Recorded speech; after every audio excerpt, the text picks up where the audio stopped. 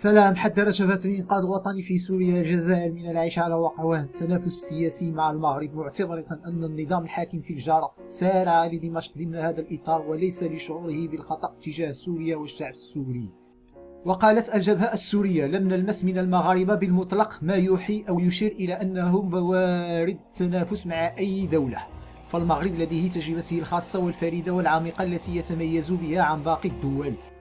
مضيفة أن المملكة المغربية تمتلك إرثا سياسيا كبيرا وتجارب عميقة تراكمت عبر التاريخ، فهي من أقدم الممالك في العالم وليس لديها أجندة خاصة في سوريا. وأضافت الجبهة السورية في تصريح رسمي مكتوب حول العلاقات السورية الجزائرية أن الرباط كانت دائما في ثبات على موقفها السياسي والإنساني تجاه سوريا،